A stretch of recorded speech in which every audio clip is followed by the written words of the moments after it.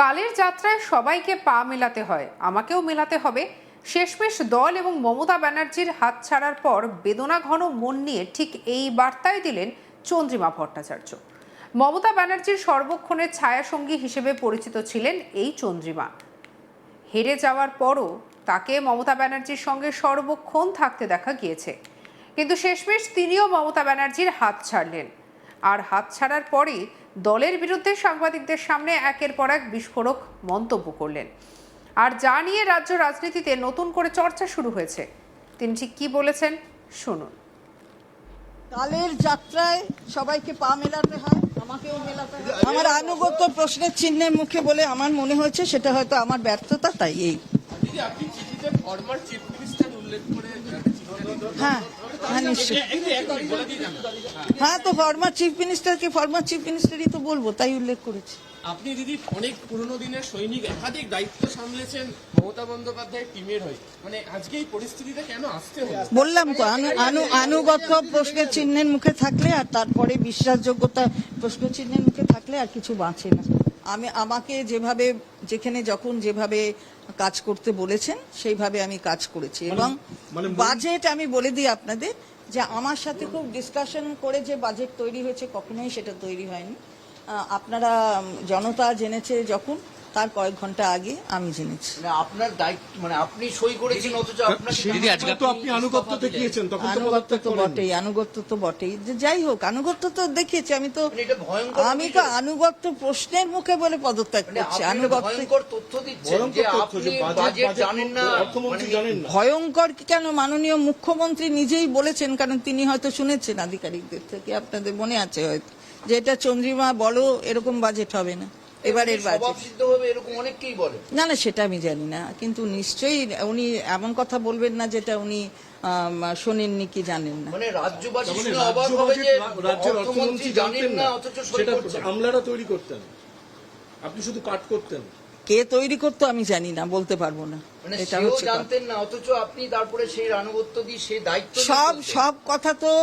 যখন ওখানে একটা ওথ নিয়েছিলাম সিক্রেসি বজায় রাখার, সেই সিক্রেসিটা তো খানিকটা বজায় রাখতে হবে, সুতরাং সবটা। মন্ত্রগুপ্তির জন্য আপনি বলেন? অবশ্যই মন্ত্রগুপ্তি তো আছে। অভিমান বেরিয়ে আসছে। দিদি সেদিন অর্থমন্ত্রী হিসেবে তাহলে পদত্যাগ করেননি কেন? যেই স্বাধীনতাটা আপনাকে দিতে পারেন। আমাকে আমার মুখ্যমন্ত্রী যিনি ছিলেন তিনি যেভাবে নির্দেশ দেবেন সেটাই তো আমায় করতে হবে, সুতরাং সেটা আমি করেছি। ফের বড় ধাক্কা মমতা ব্যানার্জির তৃণমূল শিবিরে। দীর্ঘদিনের বিশ্বস্ত চন্দ্রিমা ভট্টাচার্য এবার হাত ছাড়লেন তার। জানা গিয়েছে তিনি দলের রাজ্য সভাপতি সহ সমস্ত পদ থেকে ইস্তফা দিয়েছেন। মমতা ব্যানার্জিকে একটি চিঠি লিখে দীর্ঘদিনের এই রাজনৈতিক অনুগত সঙ্গী দলের তরফে তাকে স্বাক্ষর করার যে অধিকার দেওয়া হয়েছিল সেটিও ছেড়ে দিয়েছেন বলে দিদিকে জানিয়েছেন চন্দ্রিমা। তবে কি কারণে তার এই সিদ্ধান্ত তা অবশ্য খোলসা করেননি। সাংবাদিকদের মুখোমুখি হয়ে চন্দ্রিমা ভট্টাচার্য ক্ষোভ উগরে দিয়ে বলেন, রাজ্য বাজেট তাকে জিজ্ঞাসা করে তৈরি করা হয়নি, পেশ করার কিছুক্ষণ আগে তিনি জানতে পারেন। শুধু তাই নয়, তিনি মমতা ব্যানার্জির প্রতি অনুগত ছিলেন বলেও জানিয়েছেন। শেষে তিনি বার্তা দেন, কালের যাত্রায় সবাইকে পা মেলাতে হয়, আমাকেও মেলাতে হবে। কি বলেছেন শুনবো। যাত্রায় সবাইকে পা মেলাতে হয়, আমাকেও মেলাতে হয়। আমার আনুগত্য প্রশ্নের চিহ্নের মুখে বলে আমার মনে হয়েছে সেটা হয়তো আমার ব্যর্থতা, তাই এই। আপনি চিঠিতে ফরমার চিফ মিনিস্টার উল্লেখ করে হ্যাঁ হ্যাঁ নিশ্চয়ই, হ্যাঁ তো ফরমার চিফ মিনিস্টারই তো বলবো, তাই উল্লেখ করেছি। আপনি দিদি অনেক পুরনো দিনের সৈনিক, একাধিক দায়িত্ব সামলেছেন মমতা বন্দ্যোপাধ্যায়ের টিমের হয়ে, মানে আজকে এই পরিস্থিতিতে কেন আসতে হলো? বললাম তো আনুগত্য প্রশ্নের চিহ্নের মুখে থাকলে আর তারপরে বিশ্বাসযোগ্যতা প্রশ্ন চিহ্নের মুখে থাকলে আর কিছু বাঁচে না। আমাকে যেভাবে কাজ করতে বলেছেন সেইভাবে আমি কাজ করেছি। এবং বাজেট আমি বলে দিই আপনাদের যে আমার সাথে খুব ডিসকাশন করে যে বাজেট তৈরি হয়েছে, কখনোই সেটা তৈরি হয়নি।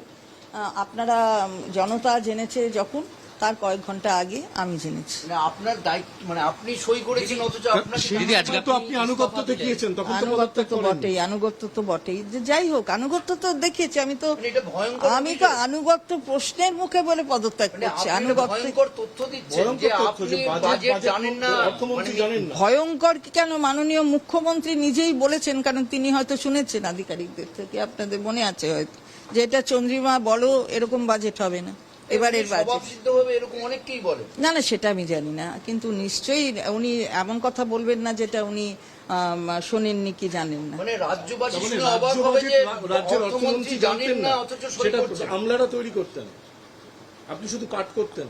কে তৈরি করতো আমি জানি না, বলতে পারবো না। মানে এটা সেও হচ্ছে কথা। জানতেন না অথচ আপনি তারপরে সেই আনুগত্য দিয়ে সেই দায়িত্ব নিয়ে সব চলতেন। সব কথা তো যখন ওখানে একটা ওথ নিয়েছিলাম সিক্রেসি বজায় রাখার, সেই সিক্রেসিটা তো খানিকটা বজায় রাখতে হবে, সুতরাং সবটা মন্ত্রগুপ্তির জন্য আপনি বলেন অবশ্যই মন্ত্রগুপ্তি তো আছে। অভিমান বেরিয়ে আসছে। দিদি সেদিন অর্থমন্ত্রী হিসেবে তাহলে পদত্যাগ করেননি কেন, যেই স্বাধীনতাটা আপনাকে দিতে পারেন? আমাকে আমার মুখ্যমন্ত্রী যিনি ছিলেন তিনি যেভাবে নির্দেশ দেবেন সেটাই তো আমায় করতে হবে, সুতরাং সেটা আমি করেছি। ফিরহাদ হাকিম, অরূপ বিশ্বাসের মতো বিশ্বস্তরা আগেই সঙ্গ ছেড়েছে, অনুব্রতদের দলে যোগ দিয়েছে। এবার কি চন্দ্রিমাও সেই পথে? উঠছে প্রশ্ন। বিধানসভা নির্বাচনে তৃণমূলের পরাজয় এবং বিক্ষুব্ধদের নিয়ে ঋতব্রত ব্যানার্জির ব্লক গঠনের পর মমতা যে নতুন কমিটি তৈরি করেছিল, তাতে তৃণমূলের রাজ্য সভাপতির পদ দেওয়া হয়েছিল চন্দ্রিমা ভট্টাচার্যকে। পরাজয়ের পরও মমতা ব্যানার্জির প্রায় সব কর্মসূচিতেই দেখা যাচ্ছে চন্দ্রিমাকে। সম্প্রতি দক্ষিণ কলকাতার কর্মীদের নিয়ে একটি কর্মী সভার নেতৃত্বও দেন চন্দ্রিমা। ফলে আচমকা এই ইস্তফা নিয়ে জল্পনা শুরু হয়েছে। আমাদের কালিক রাহির রিপোর্ট দেখাবো। চন্দ্রিমা ভট্টাচার্য তিনি কিন্তু একেবারে জানালেন যে তার অভিমানের কথা, যেখানে দাঁড়িয়ে তার আনুগত্য নিয়ে প্রশ্ন উঠেছে, এবং তারপরেই কিন্তু তিনি সেই ইস্তফাপত্র তিনি পাঠিয়ে দিয়েছেন ইতিমধ্যেই, সেটা কিন্তু তিনি জানাচ্ছেন। এবং সেই ইস্তফাপত্র থেকে তিনি একদম তৃণমূল কংগ্রেসের যে স্টেট প্রেসিডেন্ট, সেই স্টেট প্রেসিডেন্টের পদ থেকে তিনি ইস্তফা দিলেন। এবং একই সঙ্গে দাঁড়িয়ে এবং তৃণমূলের যে সমস্ত কার্য কমিটিগুলি রয়েছে যেখানে তিনি ছিলেন, তিনি অ্যাকাউন্টসের ডিপার্টমেন্টে ছিলেন, সেই সব জায়গা থেকে তিনি সরে আসতে চাইছেন। কোথাও দাঁড়িয়ে চন্দ্রিমা ভট্টাচার্য আদি তৃণমূল, অর্থাৎ মমতা বন্দ্যোপাধ্যায় তৃণমূল, তিনি আঘাত পেয়েছেন। গতকাল যেভাবে দেখলাম ঋতব্রত বন্দ্যোপাধ্যায়রা তারা তৃণমূল ভবনে গেলেন, এবং তৃণমূল ভবনে যখন গেলেন সেই সময় চন্দ্রিমা ভট্টাচার্য তিনিও সেখানে উপস্থিত ছিলেন। কিন্তু চন্দ্রিমা ভট্টাচার্য তিনি দাবি করছেন তার সাথে কোনো রকম কোনো কথা হয়নি ঋতব্রতদের।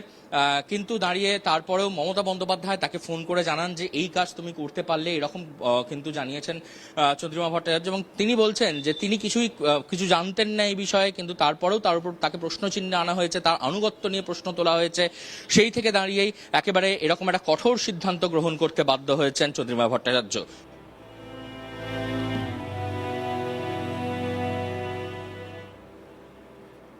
সঙ্গে রাখুন আজ তাক বাংলাকে, সাবস্ক্রাইব করতে ভুলবেন না।